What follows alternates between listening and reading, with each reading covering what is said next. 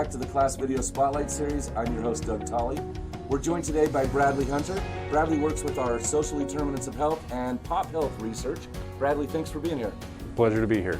Bradley, we've talked a lot about social determinants of health on other videos. Tell us again, though, this has really become a critical issue for care of the person outside the four walls of the hospital. Oh, absolutely.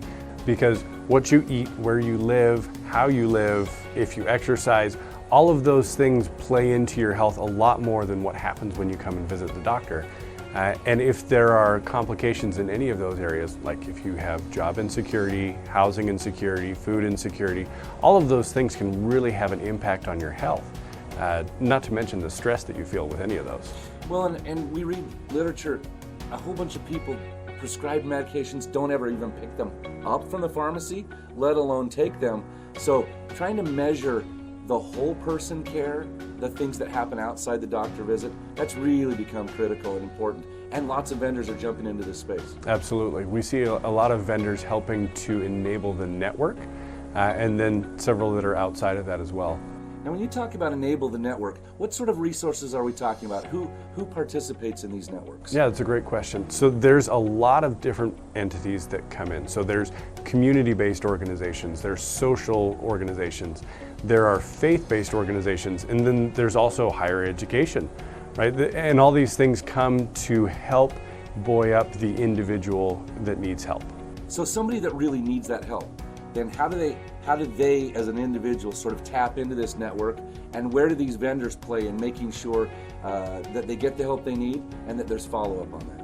Yeah, so one way that we have talked about is that they get it through the health system, where the health system says, oh man, these guys, they need some help. How can we get them the resources that they need? And then they can make a referral to a community-based organization or faith-based organization, whatever it is.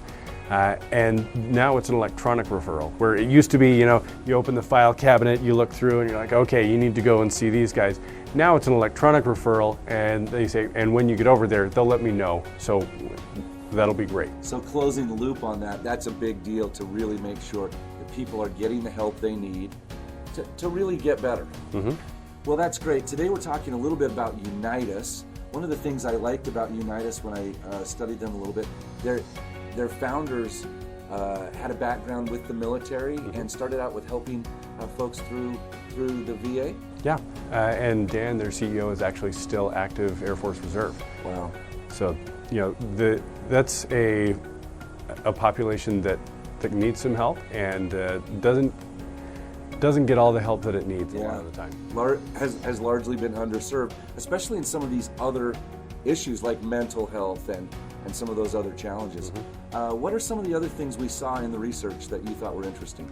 So Unitas, they have a great approach to getting things started.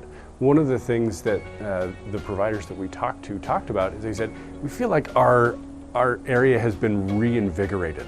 All of these resources are just excited and participating at a level that they weren't before. And so I think some of that comes to Unitas's approach, where they wrap a lot of services around their offering, and they have some boots on the ground to help get people started.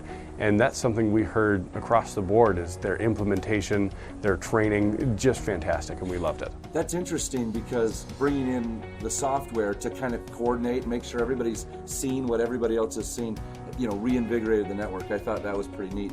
Another thing that we saw is that respondents said that they saw outcomes within 6 months or less. Some of them saw immediate outcomes, so that was also interesting. I think it was about 80% saw outcomes within about 6 months or less. Yeah, and seeing outcomes in this space, that's making making a difference in the lives of individuals, and that's phenomenal. Yeah, it's very much personal. Someone has been helped to solve one of these major problems. It was seen occasionally from the respondents as a little bit expensive. That's probably, though, because of some of the boots on the ground and the way they make sure, again, putting those resources really ensures that there'll be good outcomes and that the network will be reinvigorated and those sorts of things. But maybe just seen as a little bit expensive here and there. Mm-hmm. And I think being seen as expensive is not a terrible thing. As long as you are helping to drive those outcomes, So I guess you get what you pay for. Well, and when we talked with their executives, they said, look, we don't want to be the low-cost leader. We want to really make sure that this thing works, that it works well for the community, and that people are actually getting help. So that's not necessarily their target, to be on the bottom end of the cost scale, and I think they're accomplishing what they set out to do. Agreed. Well, Unite Us, their spotlight is on the class website right now. You can go out and view this video and download the report. If you know of an innovative, disruptive, or emerging tech company that Class should spotlight, would you please reach out to us? We'd love to hear from you. Bradley, this has been fun as always. I'm sure we'll talk again soon. Thanks, Doug. Always great to be here. Thanks for being here.